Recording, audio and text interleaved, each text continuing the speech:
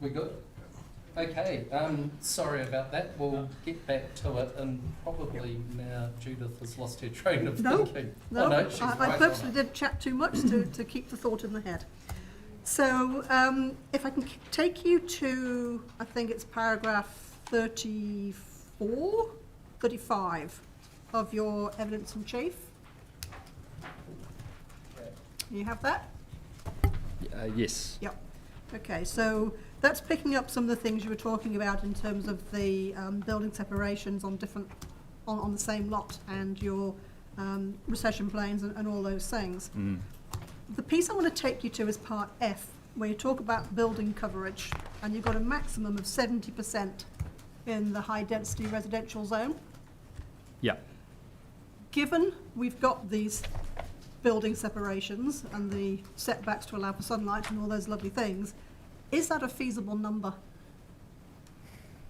And if so, if you're getting 70%, how much are you going to end up not complying with those building separation and sunlight setbacks and all those things?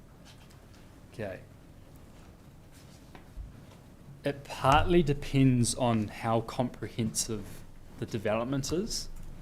And the reason I say that is because the recession planes, from a development potential view, the recession planes are a problem when you have a boundary interface. So if you unfortunately ended up with a really narrow piece of land in the high density zone, like say 10 metres, let's just say, and you had those recession plane rules, when you looked at cross-section through that 10 metres, you'd find that the recession plane angles would actually dissect and remove a lot of height potential in your theoretical building envelope. So I think there will be a relationship between either exists now or potentially are subdivided and created by landowners that end up, that were, if they were to be, could you munt up the whole thing? That's right, and it's a great question, and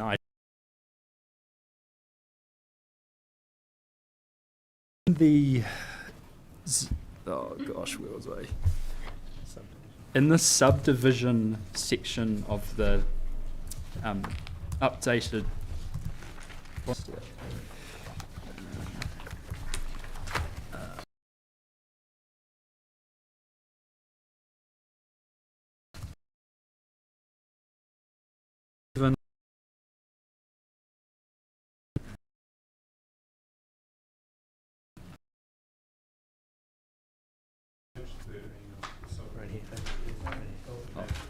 oh, right.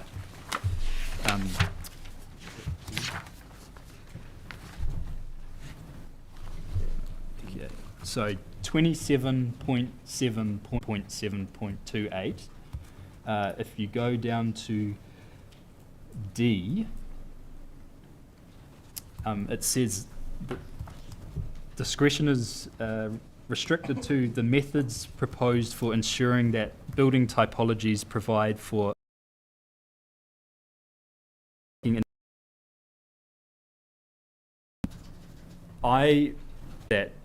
that would come into consideration when a land subdivision was put forward, and that if you were, I guess if I was receiving one, if I could see that the sites were being cut up so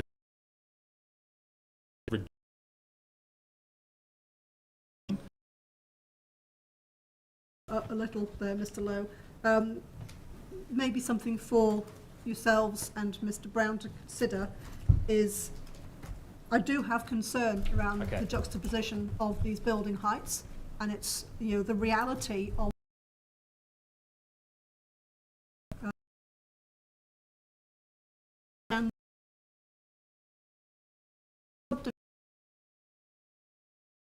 in there to think about that relationship, not only within sites but adjacent sites, because for me reading this around the subdivision, that's just whether you're going to carve up into so small you can't develop anything. Yeah. It doesn't say that you can't carve it up into your theoretical 10-metre lots and have lots where you could have 6 stories, and then you've got your lower volume or lower density area, sorry, it's still not low density but lower density, where you've got an 8-metre building height.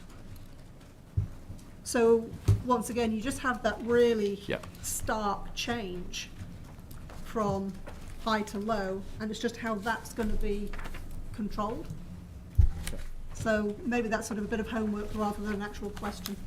Thank you. Gateway.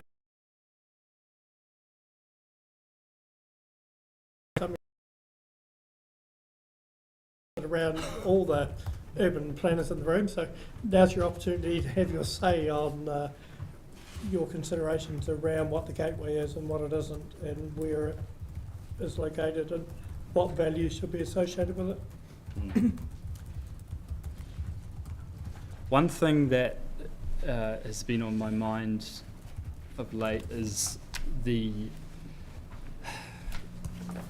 a summary page from in our master plan where we've gone back to the community, taking on board the feedback and the options that were considered, and one of the key take-homes was seeking a reduction in the original extent of development that was proposed out on the east. So originally there was a proposal table that took development quite close to Lake Hayes, and the community feedback was to rein that in for a number of sensitivity reasons around the area. So I still maintain the view that I can't look into the future, so obviously community views may change in the long term once things change, but at the moment I still see Ladies Mile as the start of the suburban urbanisation part of the Queenstown experience. As Mr. Dunn highlighted, I think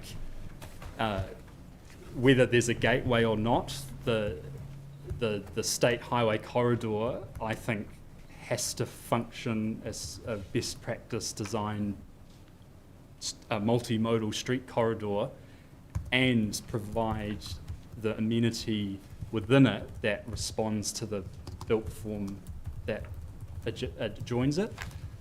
In my view, it would be, and bearing in mind we're looking into the medium to long term, but if, let's say in the future, views change and suddenly South Estate Highway there's an appetite to build tall buildings and all that, I think there would be nothing worse than standing back in 100 years' time going, I wish we had a little bit more landscape to help deal with an urbanised built form between the two. So I think the challenge is about keeping an eye on stuff, the future in an environment that we can't kind of comprehend right now in the plan. So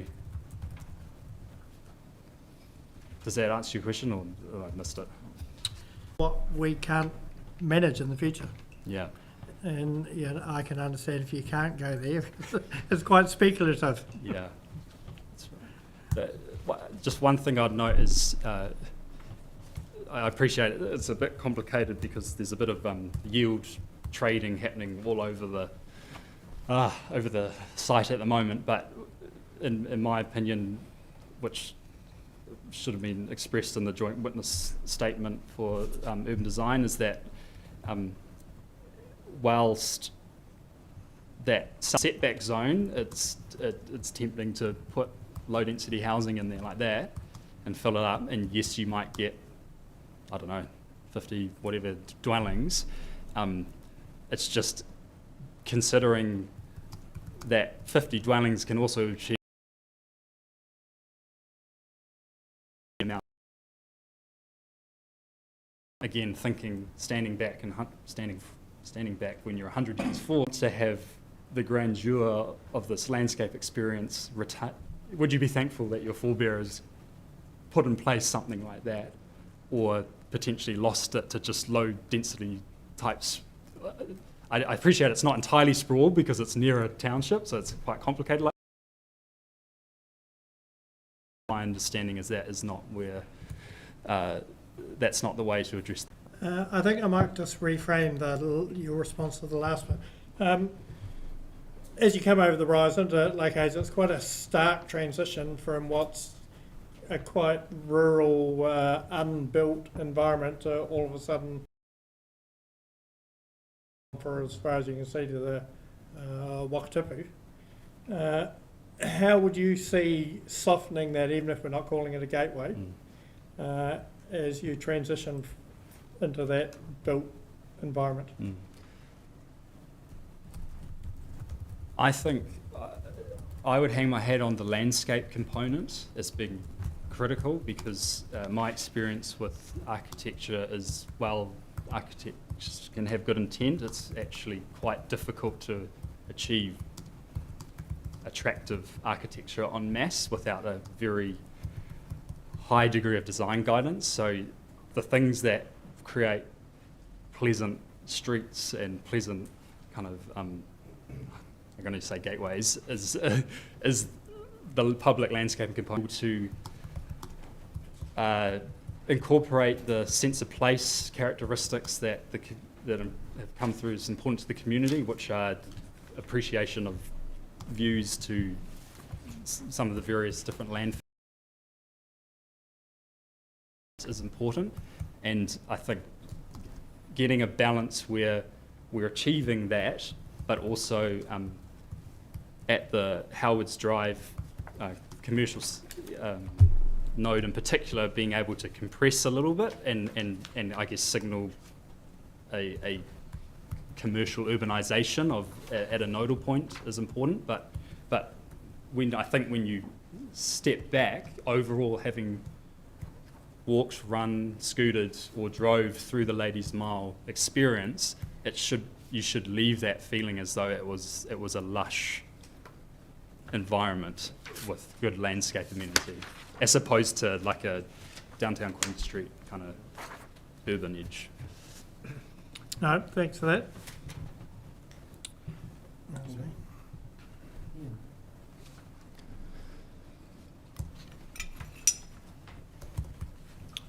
Are you the witness that can talk about how the State Highway 6 setbacks work in terms of the question I put to Mr Dunn about who owns it and who plants it and who mows it, or is that Mr Harland? All right, we'll leave Mr Harland. You talked about some of the testing that had been undertaken about different kinds of housing, and in your rebuttal evidence, you and Mr Wallace had a bit of an exchange about different types of housing and developments. I'm interested in understanding how the council is planning to administer the proposed parking maximums, and I'm interested what stops someone just parking an extra car on the driveway in front of their nominated car parking space. Are you the person who's thought through all that? No, that's totally fine. I suspect not many witnesses have probably got to volunteer to talk to me about that. That's okay. Housing diversity.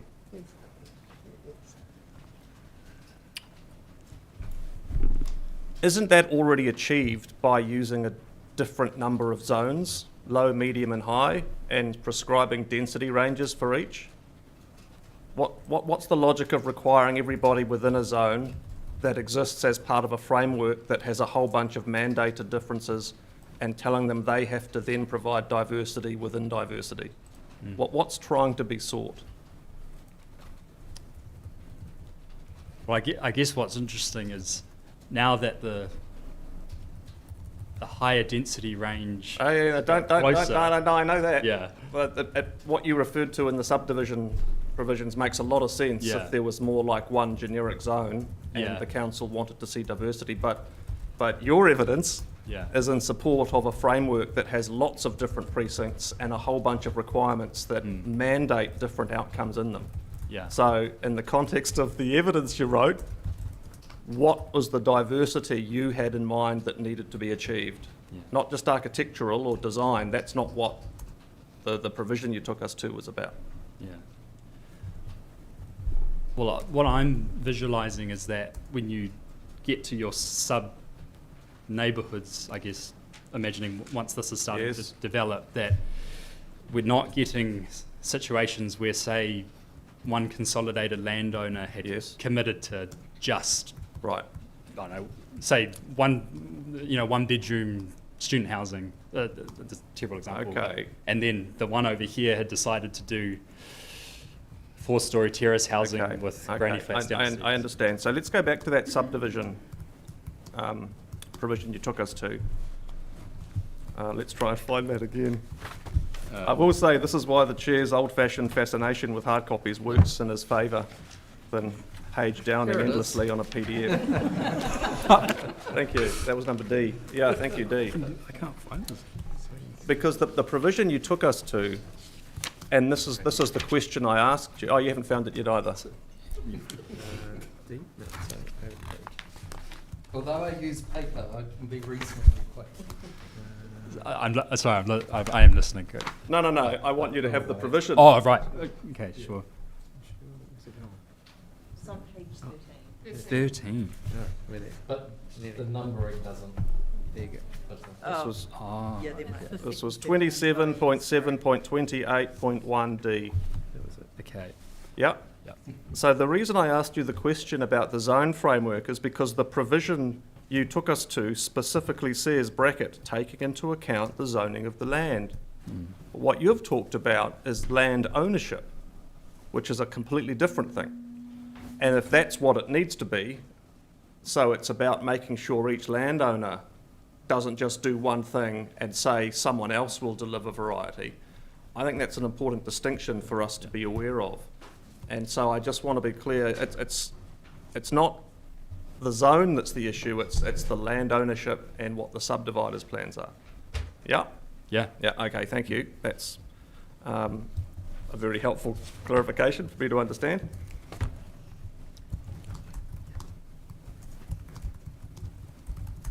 Still on diversity, there's one thing I didn't think Queenstown needed many more of, it was detached houses on big sections. How does providing more of those, which the proposal seeks to require on the south side of State Highway 6, how does that contribute to housing diversity? Or is that just an amenity value character issue that overrides the need for diversity? That's a very good question. I thought your answer to one question before was retelling, and you said it's actually about more medium and high density housing. Yeah, So yeah. if that's what it is, why doesn't the plan change more fulsomely do that? That's a very good question. I couldn't tell you Okay, what. that's fine. Yeah. I'm not trying to cut you off, we're just running out of time. Yeah. And it's totally acceptable to at any point just say, I don't know, Yeah. and we just move on. I was really interested in your summary paragraph when you talked about the testing you've done and that you thought an acceptable yield for the zone could be achieved without needing any 6-storey type buildings. I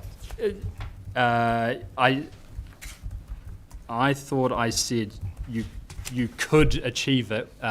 Whether it was acceptable, I don't believe. Well, I you said can that, achieve a density Yeah. that is in line with what you. So I meant acceptable as a number of houses, Oh, sure. not fantasising about Yeah. 50 resource consents later. Yeah. Ms Fairgrave this morning, in support of requiring some of those taller type buildings, wasn't so much the numbers game. She expressed to us concerns that the zone might not achieve the full range of housing diversity and price in smaller households that she felt was important, unless some of those taller buildings were provided in some way. Your comment about being able to hit a number of dwellings without needing those 6-storey types, you tested it. Did you think your tests didn't provide for enough housing diversity or affordability? From a housing diversity point of view, given the provisions that go with it, I would agree with that statement. Yeah. So when you say, again at your paragraph 12,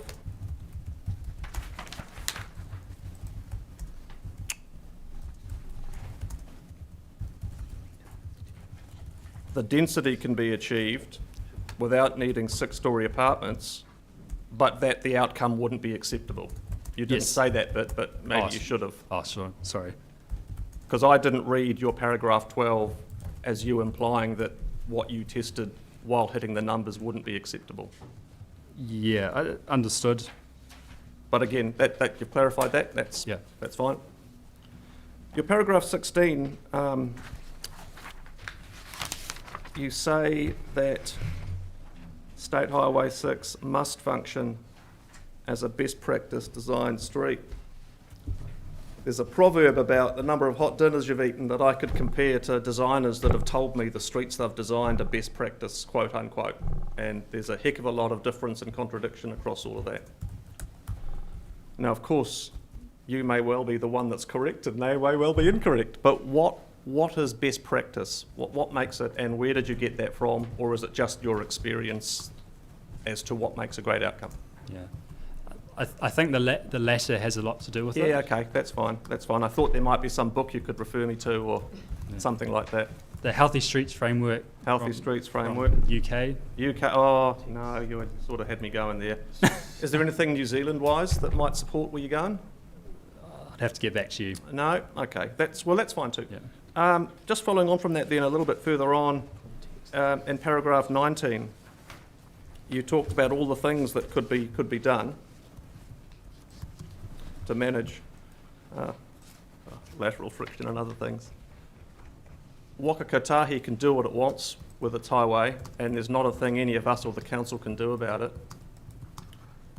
What methods other than controlling building setback that are within the control of what the council can do and that we might be more persuaded by are available? So you've listed some, they all mostly seem to be inside the road, we can't do anything. We've got building setbacks, that's up for grabs. What else?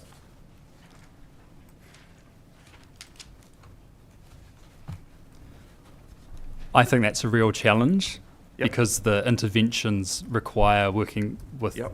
Waka Kotahi. Yes.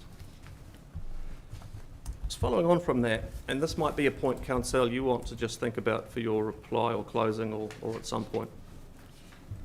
At one point, you've said State Highway 6 must function in a certain way that we can't control. You also said in your handout, which was very helpful, about the yield tests earlier on.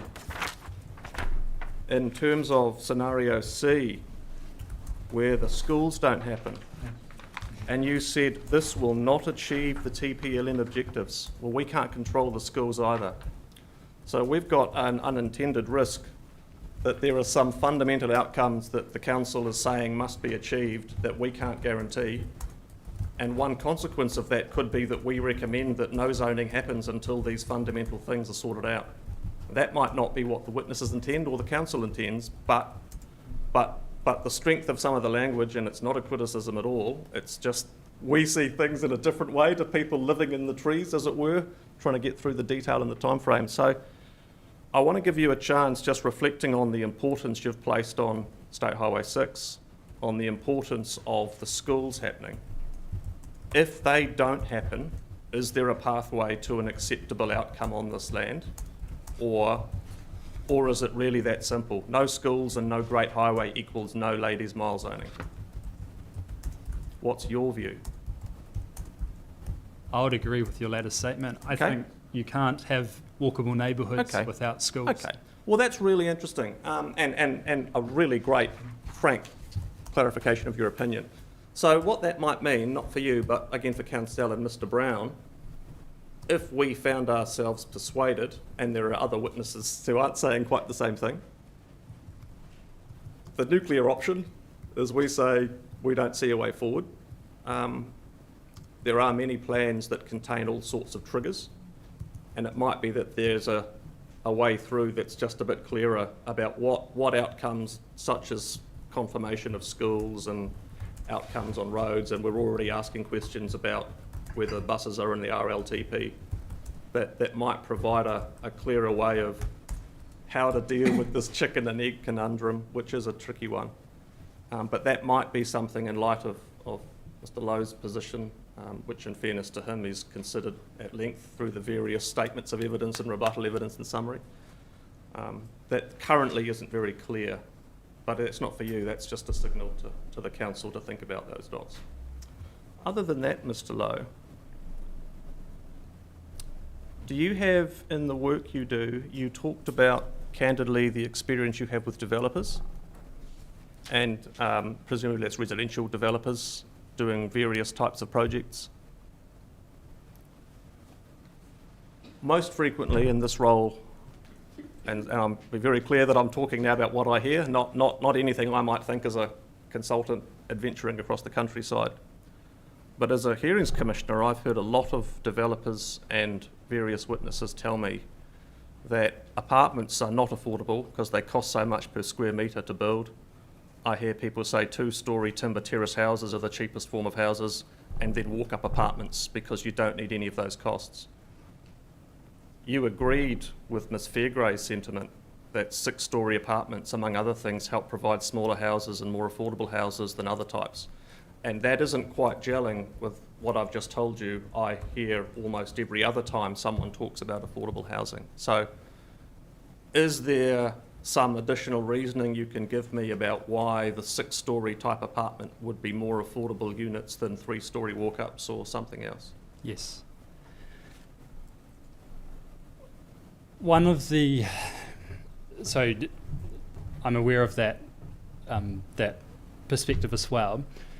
One thing I think it's important to consider alongside that is the cost of land development and the lost opportunity cost that happens in the long term. And so in one sense, if you have a parcel of land, and yes, you're correct, the construction price will be cheaper if you just build a single-storey standalone home. And so as you work your way through your development and you build these single-storey standalone homes, you've spent... I was talking about 2-storey terraces and 3-storey walk-ups. Sure, what I sure. talked about. But Sure. Okay, I'll shift. I don't think shift anyone's ever said to me that 1-storey detached housing is affordable. And so the construction methodology for that typology is cheaper to build than a 6-storey apartment, but as I guess the density studies illustrate, overall you get less yield. So whilst in that specific project that is true, but in a holistic sense. Yeah, so you're talking about the quantity of affordable houses or more affordable houses you might achieve rather than fewer houses but an individually cheaper price point. Yeah. Sorry, could you say that again? What I heard you say was that a 6-storey apartment building costs more than other types, but you get more houses on the land. And Correct. so what I took you to be saying was that it's not as simple as just looking as the price that gets sold, it's also the volume that might be delivered. Correct. At face value, a very, very valid answer. So anything else? No? Okay. I don't have any other questions for you other than to say thanks. I've really, really appreciated the way you've engaged with good humour. No, it's really good. Sometimes people feel a bit threatened or they get defensive, and you've been really open, and I've super appreciated it. Just starting... Oh, sorry, you've got me now. Oh. Mr Lowe thought it was all good. Just in answering one of the questions on the southern boundary, you talked about low density being inefficient in front of Queenstown country.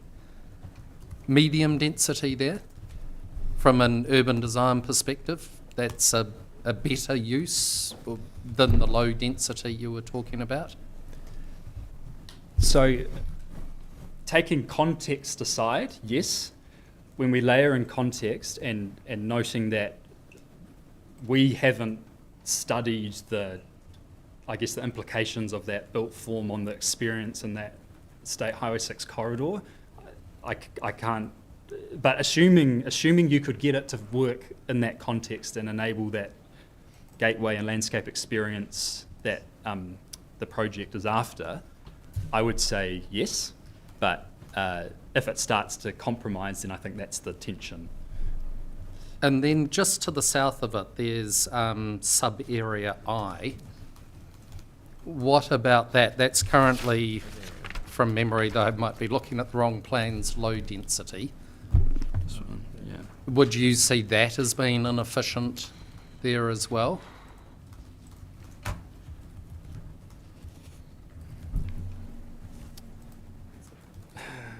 It's starting to get towards that the grey area of the walkable distance to the main centre. So I think it would, as the structure plan's drawn now, my gut feel right the second is I'm starting to say no. I think we're starting to soften off there. However, if everything changes in that western edge and there ends up being a node and things shift around, I could potentially relook at that if I saw that proposition. The one thing I would point out though is I am conscious that adding more houses elsewhere in a short to medium term attractive market position, I've notwithstanding Judith's request to go look at the provisions around diversity and whether you could bake that into a medium density sort of proposition for one zone. But without that at play, I would feel uncomfortable if enabling that market kind of release down in the peripherals meant we got no lifted apartment buildings in the high density area because the attraction just shifted that way.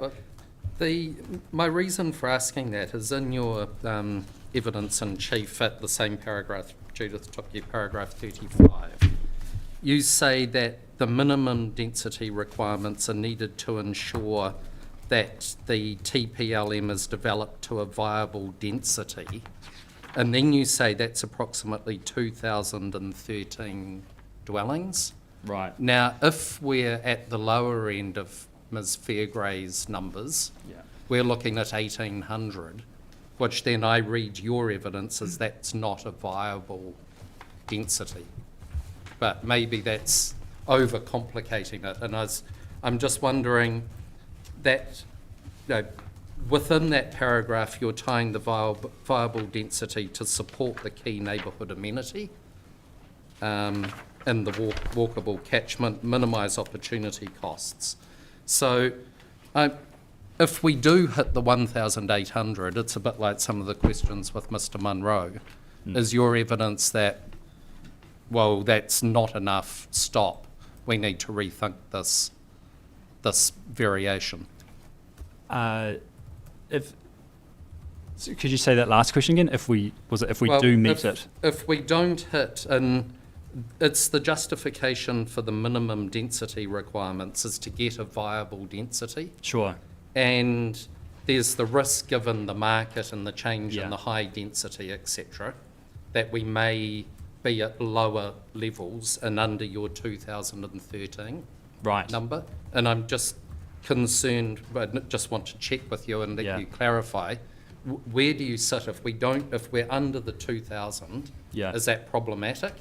And therefore we do need to start looking at and other places to get more density? Or is it just things have changed and that was at that point in time? Yeah, I think it's a bit of both. So the latter, yes, that I would. This would be the updated yield we should look at in the scenario AA as the baseline. But I appreciate what you're saying, and if some of these slightly more peripheral sub areas could be delivered at a density that is with effects that are satisfied by the different disciplines, like the transport, the landscape. Because, for example, sub area I think the consent that's already existing, there was a lot of work done around view shafts out to the west. So, without having modelled that or tested that, but assuming that could all be resolved, I would support more density because it's a contextually appropriate response, and it on balance would satisfy the different other urban design facets, transport, landscape, other that's, yeah. And the one other question all the others have been asked have for you, and it ties to this sort of enabling versus requiring. There's submissions on the collector road type A that runs through the middle, and different people asking for different outcomes and solutions. That is one, as I understand it, of the more fixed elements that you're talking about. And just want to be clear from your perspective in urban design, it should remain fixed, and that is how important to the overall, dare I use the word vibe or whatever urban design is, outcome of the variation. I think it's really important it's fixed, because the flip side of when you've got multiple landowners, the flip side of getting flexibility on your site just passes the problem to the next person. So unless there was multiple landowners came together and could demonstrate a collective response to slightly adjusting that road, if that could ever happen, maybe that's okay, but sometimes flexibility can be more harm than good when you've got so many chefs in the kitchen, I think. It will be interesting to tie that to stormwater in time. So and just to be clear, the Anna Hutchinson land to the west, Mr. Dunn dealt with that. You didn't, so I'm not asking you questions on that. To the east, we've got a redeveloped gateway at the far eastern end, and on the other side of that, and it was again I asked Mr. Dunn, so just submit the Dobb family. Yeah, not me. Not you as well, it's all with Mr. Dunn. Thank you. No further questions from me, so thank you very much. Thanks. Oh, No questions. No. You're all good, you're all good. That's the time.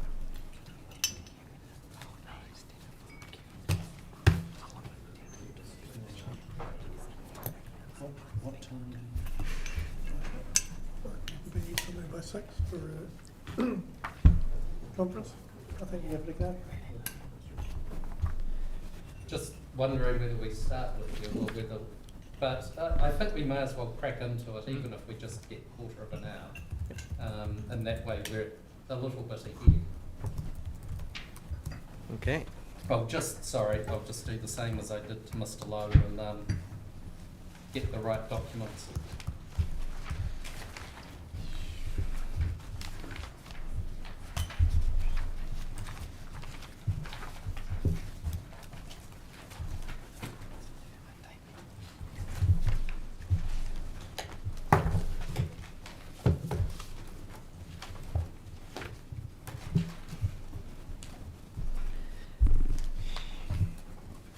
Perfect. Thank you, Mr. Harley.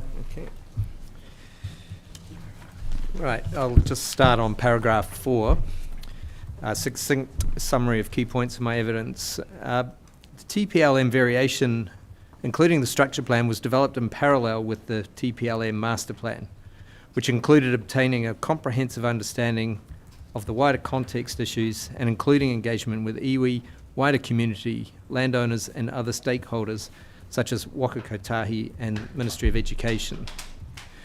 The overall intention of the TPLM variation is to enable the further development of the Eastern Corridor to become part of a well-functioning urban environment with increased reasons to stay on the eastern side of the Shotover River, while at the same time ensuring that it is well connected and accessible to the wider urban environment by improving alternative transportation options, e.g. public transport and active modes, such that it does not give rise to adverse effects on the adjacent and wider transport network.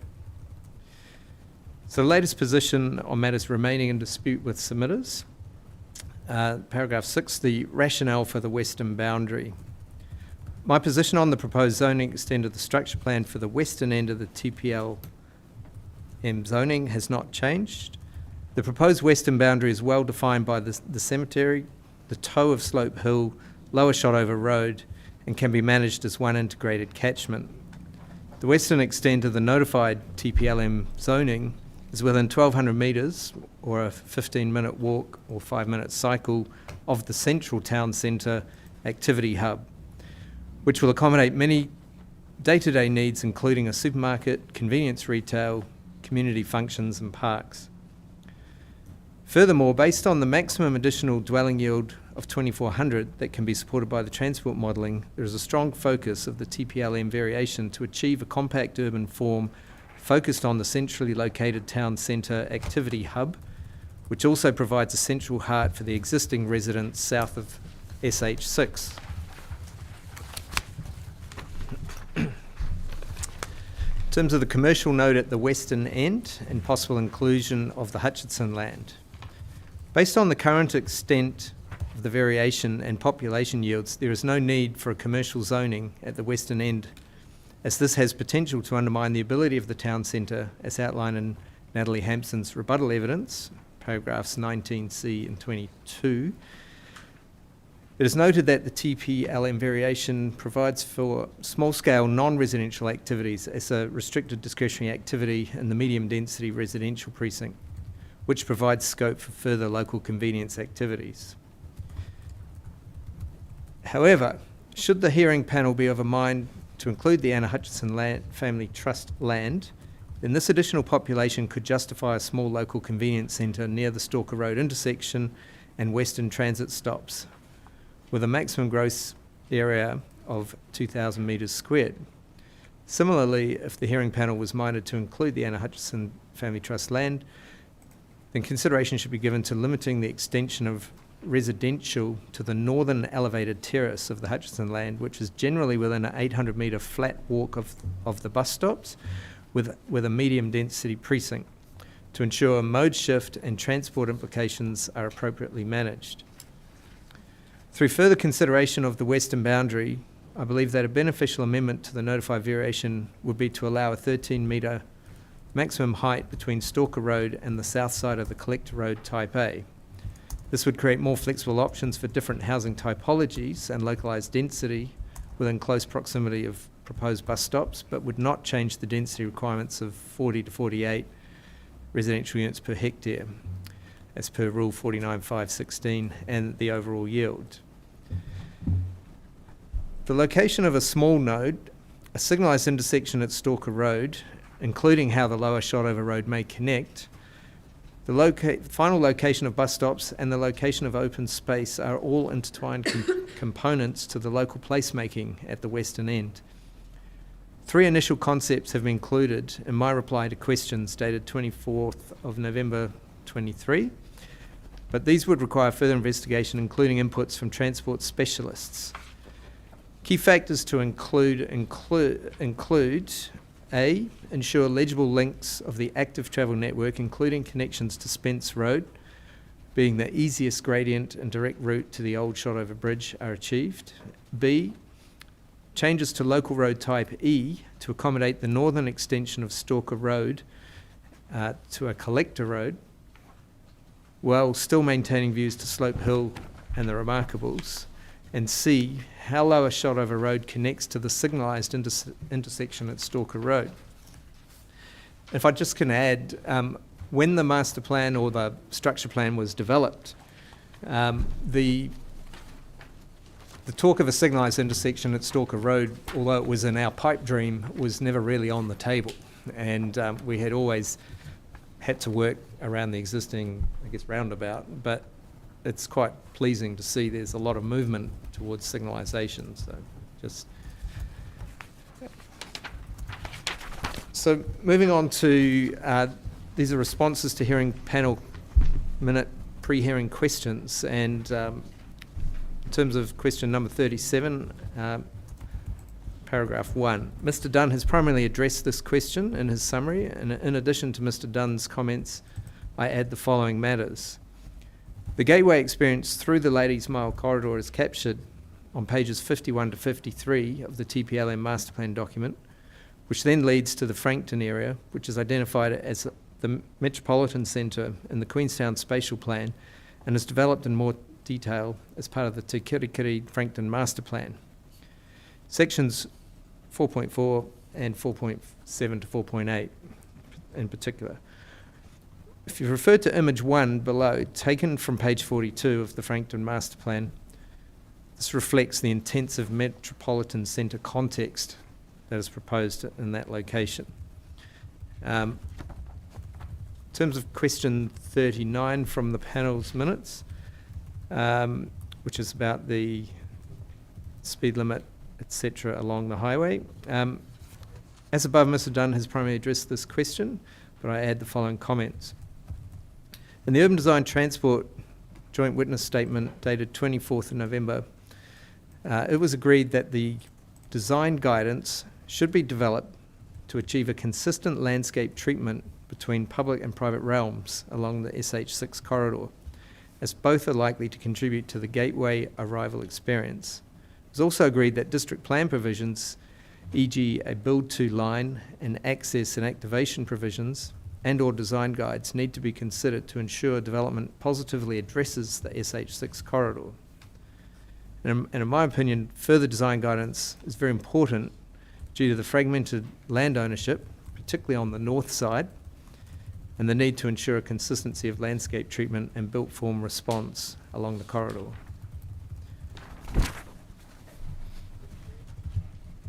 Thank you. Gillian, are you? Nothing for me. Nothing from you? Jude? I have one fairly high-level question, and similar to one that I started off asking Mr. Dunn earlier around the Anna Hutchinson Family Trust.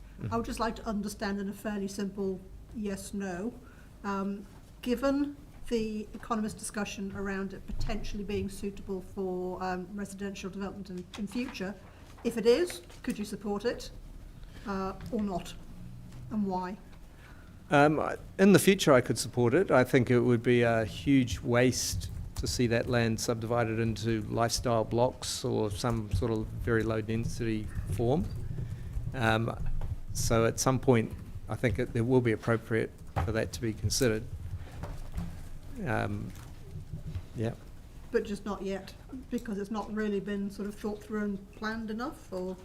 Well, I think we did consider this quite extensively through the project, and there is a very well-defined western edge at the moment, and the Hutchison Trust land is a considerable distance from the town centre at the moment. It's sort of in that 1,500 metres, 1,600 metres away. It's 20-minute walk. It's sort of on that margin. So the concern is that I guess it potentially undermines some of the development that we're trying to get going around the town centre. Yeah, so if I can just not repeat the question process that we went through with Mr. Dunn earlier, if we can cut to the chase and put aside the, yes, it's further away, but then so's the stuff on Cocoa Ridge to the south.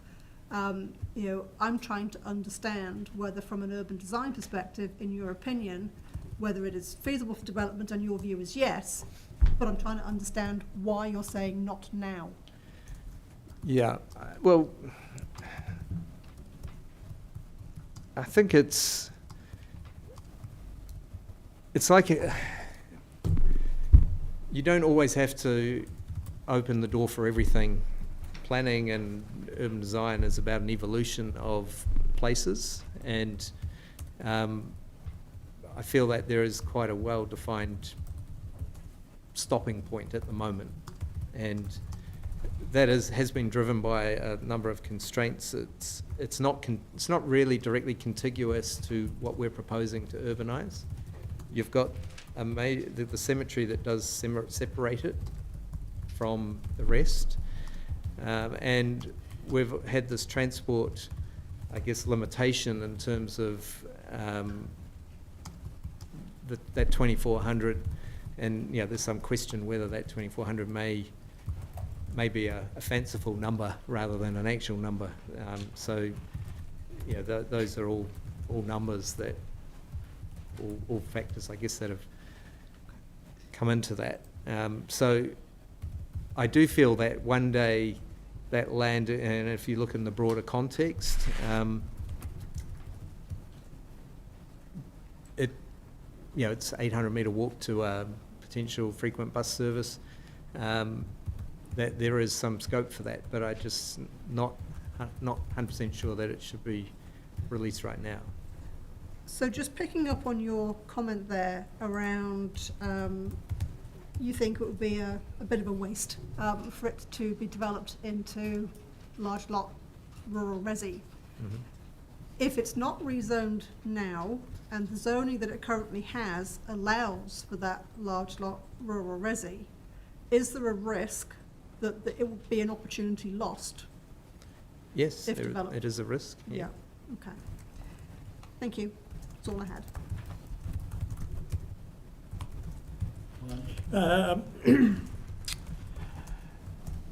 Having listened to the Gateway responses, is there anything you would like to add or comments you'd like to make on the deliberations? Yes, if I could. I think something that hasn't been raised before, the Queenstown Spatial Plan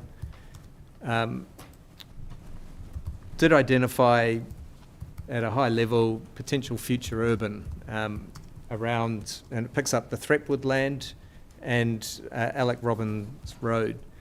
And we did, through this exercise that we've been going through, and it's my understanding that the spatial plan is actually under review now in terms of the council has asked for further inputs into where appropriate future urban areas might be. And there's from my understanding, and maybe this is something we can get a little bit more clarity on, but there's possible that what's shown in the current future urban areas of the spatial plan may not necessarily be there in a revamped version. But that, I think, might be another 12 months away before they get to a final point on that. I know from when we started the project, Threepwood land was part of, I guess, what we were looking at, and through a whole range of reasons that you've heard about today, we pulled back from that to where we are now. So in some ways, we've already been through a detailed exercise which the spatial plan hadn't done when it put the yellow marker on there. And, you know, it's plus the complication of the Threepwood land and about 60 different landowners, and they all 100% have to agree to do anything. So it sort of locks that land up as it is for a long time to come. So it's possible that that may not be there in a future spatial plan. And the Alec Robbins Road is another one where we looked at that and going, well, how does that integrate into what we're looking at? And especially, it's out on a limb. It's not by any means walkable urbanism to the town centre or even public transport. It's challenging. So it's, you know, it had some real challenges. So we basically said, well, that's not viable to include that into this in our thinking, and therefore, you know, at some point in the future, whether that stays in or not as a spatial plan, I'm not sure. But it feels like I don't have a lot of confidence of seeing urban development on the Threepwood land or the Alec Robbins land in the foreseeable future, and that the gateway is as you come up onto the flats. So that response did raise a question for him. What stage is the spatial plan review at? I think we probably can come back to you on that, but I had a conversation with a council officer about a month ago, and from my recollection, it's going through a process now, so it could be 12 months away. Better to have a definitive response. Happy to wait for it. Yeah, we'll come back. That's all. Thanks, Mr. Harland. Also for biting your tongue so long while you had to wait for others. Look, two things. The first thing, I'm going to apologise in advance, is going to be a bit meandery. But you seem to be the person that's referred to the spatial plan. You've talked through the master plan, the genesis of this whole thing and the context of it. I remember there was once only a beautifully historic one-way bridge across the Koara River in a different part of Queenstown. The council still zoned Jack's Point despite a lot of congestion, without in any way taking away from the severity of the transport issues as experienced by locals here. Some days if I'm in my car, it takes me 40 minutes just to get out of my street, let alone use a highway. As much as there's a lot of clearly laudable and commendable sustainability-based principle around trying to get people to live more sustainable lifestyles, more efficient lifestyles, who makes the decision when it's okay for Waka Kotahi to decide what level of infrastructure suits Queenstown, and when in fact Waka Kotahi needs to just provide more infrastructure, and whether or not in fact the best thing we could do would be to not try and enforce traffic constraint and just say, if Queenstown's growth warrants this land being zoned to the best it can be, and that means Waka Kotahi has a statutory job to think about its infrastructure, at what point with the best of intentions are we actually hindering what might be the best and correct long-term outcome for Queenstown? I'm very meandery. I hope you understand where I'm coming from, but you'll see, I see court decisions in Auckland saying congestion's a fact of life in urban areas. You have to live with it. I see massive zoning happening all over Auckland that has already hugely, exponentially worse congestion than anything Queenstown experiences. As I say, not to take away from what it's like for the locals here living it, but for perspective, I haven't quite got my head around why the assumption has just been made that Waka Kotahi has no further obligations here. It's all on the council constraining and limiting and managing. That's a great question, and we've been grappling with that from day one on this project. Well, for the work you had, so- did you get a chance to interrogate that, or were you just told these are the parameters of everything you have to study within? No, we've had a lot of conversations over the ensuing years, and this is probably something that Colin Shields will also... I was going to ask him too, don't worry. He's sitting here in the corner, so he'll be taking notes. But yeah, it is something that we've grappled right from day one, and I guess it's part of that is Queenstown has been grappling with that for a long time, and in a way the spatial plan and the way to go, getting all those partners round the table to actually coherently try to plan the future of Queenstown is part of that journey and that process. So there's been, I think, quite monumental shifts in the thinking. Sure. In the short, it's not that short, in the 3 years or plus. Well, we're talking now about signals and but, not doing underpasses that we've we're done, going to give you a hard time about. There's been a huge Yeah. shift in recent times, which is really endearing to hear, given that we were in quite different spaces at the beginning 3 years ago or more. So there is a shift, and there is a much wider, I guess, conversation between council, Waka Kotahi, ORC, all of those partners that are trying to grapple with Queenstown's growth and how does it work. So in that sense, this project started prior to the Ladies Mile Master Plan. There was the HIF funding, and there was this proposal for 1,100 dwelling maximum on the mile. And that was driven by, again, Waka Kotahi saying we can't support more than 1,100 dwellings because of congestion in the bridge, and it will stop working. So that was like, okay, well let's all just build 1,100 suburban dwellings, and that's it. That, I guess you could say, got moved out very quickly when we started to look at, we've got to have a step change of thinking here. This is not about just more cars and more suburban housing, which is quickly going to reach the limits of the infrastructure. And I guess the principles are around not just first reaction is we need another bridge, but it's actually how do we make the existing assets and infrastructure work harder. So that's where the higher density, the walkable, the compact urbanism, all that good stuff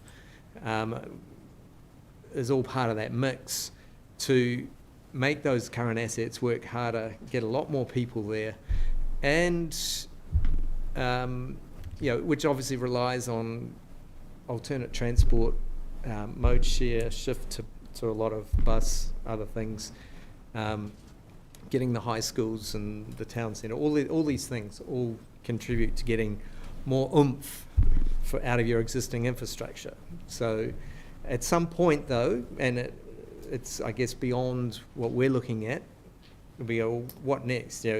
Regardless of Queenstown, the growth in tourism, the growth in numbers coming from Cromwell and Wanaka, and at some point the highway will reach a maximum. I mean, and there'll have to be further solutions to that, whether that's 4-laning. I mean, they build interstate freeways through the Rockies and across America. At some point, if it warrants a 4-lane highway, that will have to be addressed. But right now, in terms of our planning horizon and the spatial plan, etc., it's not seen as a need to go that next step. And Yes, Mr Lowe, in his answers, told us that the 2400 cap, and maybe this is getting academic because the economists are saying we might not get near it anyway, but he was very clear that the idea of the limit was a traffic issue, not an urban design one. mm-hmm. Based on what you've said, does it follow that your view would be that in promoting all of those good compatible local associations, the schools, the mixed use, the changing habits, while achieving all that, if through some fluke of feasibility suddenly it became the hottest place in the country for 8-storey buildings, Mm-hmm. would you have any urban design reasons to want to limit what that could be above 2,400 units? No, Okay. I think it could take Okay. more. I guess the only thing is, I guess it's a context, and across the river you've got the major metropolitan focal point. Yes, no, I understand all that. Understand all that. You're understand all assuming, I'm assuming that is already, that's maxed out, and you're looking for where next. that. Well, yeah, certainly we're just looking at the appropriate enablement on the narrow piece of land that's been put in front of us. But I appreciate your point that there's big plans not too far down the road from the site. Right, last topic because everyone wants to go. Gateway, arrival experience, whatever you want to call it. How does it work? Who owns it? Right. Well, Or is it all does it all fall into your comment about needing further guidance that no, I think, provided? well, we did talk about this in the joint witness statement. Yep. I'm trying to recall if there was agreement on that, but I think for it to work effectively, I believe it needs to be in public ownership in some form, because otherwise you've got half a dozen or more different landowners all sort of responsible for maintaining and managing it. So Yes. to have coherency in the long term, it should be, Okay. in my view, that. Now, there are ways that I believe that has been done around the district. It could probably vest as a local purpose reserve connection, something like that, which would, council obviously takes on responsibility then, and yeah, I think that's realistically the only way. Okay, that's good. Long term. To save me again taking more time scrolling through endless PDF sheets, is there anything in the notified provisions that indicate or require that, or how might that work? And is the council, appreciating you're a witness, committing to take on substantial ownership of space? And if it's can't answer now, It's that's fine. probably something I think it's through Yeah. the subdivision process that would, I guess, there's mechanisms there, I understand, that would enable that to be vested through that process. But we can probably come back with a bit more. The cross-section that's in the planning provisions, the typical cross-section,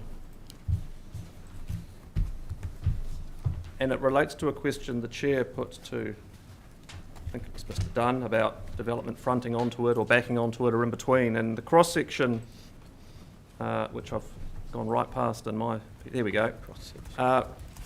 Really interestingly and very tellingly includes the access lane inside it. And that, Yeah. that very clearly sends to me a signal of activities, even though it's a southern aspect, fronting and facing and being accessed. But other than that cross-section, I didn't see any reference anywhere to that strip being a necessary access solution for those lots. And it strikes me that it's as important as the continuous treatment and the trees, or maybe I'm reading into it too much, but it strikes me there's one diagram that doesn't have any other supporting reference that I can see that maybe hasn't had the statutory support that perhaps was intended in terms of how you actually see this working. And the idea of the public ownership makes a heck of a lot more sense if it's actually in the form of one of those international boulevards forming a slower speed local access function parallel to the principal carriageway. So just to round it out, is that cross-section we see showing the access lane what you had in mind for what it should be doing? That is an option, yes. Oh. But probably moved a little bit since Yep. since then with the JWS on transport and urban design. And there's some alternate cross sections in there. And one of the things that I guess is that we don't necessarily have to have an access lane for vehicle access in the front on the adjacent running parallel to the state highway. So there's a 18-metre cross section there that has effectively done away with the duplication that was, I guess, in that original cross section as notified. It had a separate footpath and a cycleway and another footpath and the access lane, and there's a lot of broken up bits to that, I guess. And if you look at the 18-metre cross section, which is, I guess, our accepted bottom line version from the council side, there was that 18-metre cross section had sort of consolidated the walking cycle into a joint. Well, they're separate, but they're together, Sure. and they're between effectively two rows of trees in a quality space that actually has a high amenity quality to the walking cycle active travel experience, and you can still have front doors, glazing, and an engagement with those dwellings in a positive way to that space. And there was some further in that evidence, or in the attachment D, there were some examples there of like a 20-metre setback. There's a Canadian example. I saw your example So here, thank you. there's that sort of idea of you don't have to have a vehicle access in there necessarily. You can do it with a vehicle access, but in a way you get more greenery and a little bit softer without it, and provided the Sure. building design has a good relationship in a positive way to that active travel frontage. So let's say we have different land ownerships across that frontage. Who decides whether it's a access road or not access road outcome in front of that site? Well, I guess if we change the cross section, so at the moment we have a cross section that shows it, and you're expected to deliver that. Well, not necessarily. There's a cross section. I'm not sure there's anything in it that says anyone's got to do anything about it. But for the sake of argument, well, that cross section was part of the structure plan, or the rules that say you have to follow them in the planning Is it? side of it. There was something. So you read reference to structure plan as also including cross sections. They were, yeah. Well, look, you don't need to probably do a- that. You don't that's- need to do that now. we can come that back just and falls into the confirm that. detailed clarification, so we Yep. understand it. But the first instance is I'm trying to understand Yeah. how this might actually be implemented. So it's not about what it shows. It's just how do we see it working. Yep.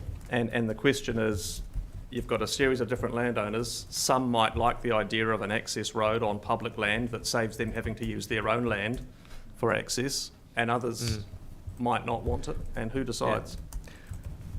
Well, I guess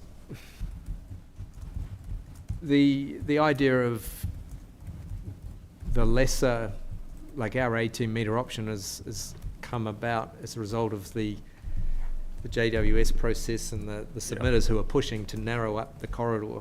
And there's an efficiency from their perspective, because if you narrow that up, they have more developable land to work with. If we drew a new cross-section that went into the district plan that just showed the walkway and the cycleway, I think we would also include rules around that saying we actually don't want a vehicle access way in there. Because you need, again, it comes back to that consistency of how the corridor is treated. And if the, last question, Yep. if the intent is that it should be public land, and the council decides what happens, does there need to be a cross-section in the district plan? Can't the council just decide what it wants to do with its own land? Well, I think just like when someone vests a road as part of a development, there's usually some sort of guidance as to what that is, whether that's a cross-section in a district plan quite often. The expectation here is that the developer would be building the walkways and the cycleways in that space, and then invest it. So it needs some sort of coherent design guidance to that effect. Okay. The reason for asking that is specifically about the trees and the species and the frequency or density of planting. Mm-hmm. And the developer says, I think one tree every 50 metres is a great outcome. Yep. And someone who assesses it says, I think one tree every 5 metres, and then the next application, the next officer says 1 in 20 metres. Absolutely. How does that get resolved? Well, that's something that's in the JWS again, the Transport Urban Design one, and suggesting that some further design guidance needs to be developed. Yeah. And that can address those sorts of details, because it's not there at the moment. There is currently, in terms of a council officer having to make an assessment about that, there is some limited guidance in the original master plan. That's a non-statutory document, and that does talk about deciduous trees and actually suggests a number of possible species along there. But there's no guidance about how far apart they should be spaced. That's part of that conversation is also, well, where do the street lamps go, and the implications with lighting, etc. So there's quite a number of things in that. But that's where I think some sort of a design guide would be important to get that coherency. Otherwise, you will get half a dozen landowners all interpreting or doing their own thing, and it will be a bit of a dog's breakfast. Okay. The last bit threw a spanner in the works for me, because when I read the JWS talking about guidance, I thought it was talking about non-statutory out-of-plan guidance. That, I'll be upfront, means nothing to us. Yep. But when you started your answer and you started talking about the mechanics of further guidance, I thought you were actually talking about further guidance inside the district plan provisions that might be developed through whatever justifiable way might be done. And so, like I said, I thought, oh, you've corrected me, we are in plan, and then you finished with back to out of plan. Yeah.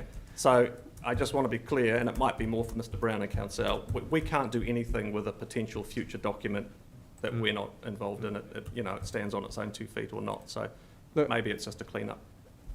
if there was a way to bring some of those salient matters into the plan change, maybe not all of them, but some of them, then it would be great if we could do that. But Mr Brown is here to save the day. yeah. We will see what comes out of his efforts. Thank you, Mr Harlan. Again, appreciate your candour. Yeah. One.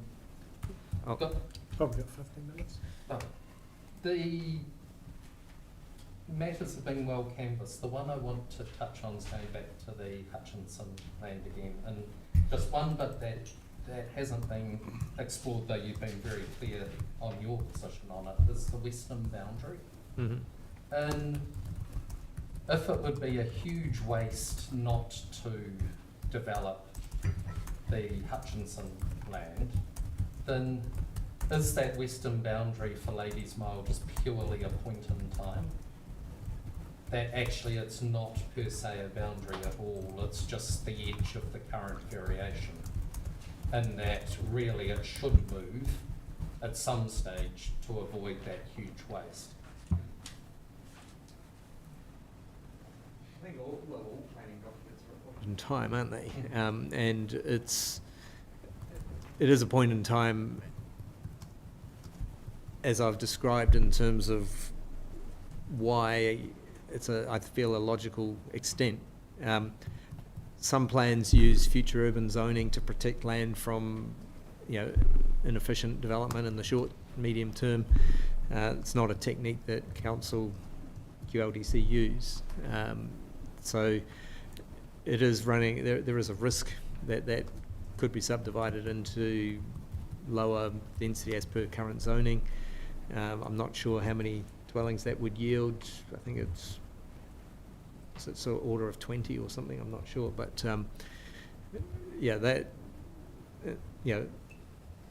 plans, I guess, as Michael had alluded to before, once you subdivide land up and fragment it, it often gets harder to make sense of it in the future. So, and it does tend to tie it up for a very long time.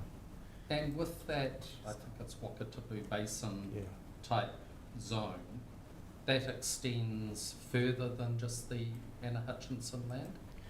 Well, it goes a long way. I mean, it's sort of like you breach the floodgates at that point, and where does it stop? Heading along the river or up the river along Lower Shotover Road. There's... Or by doing that zone, is it already breached? The current zone, as you mean? No, I don't believe so, because it's very contained where we're proposing it.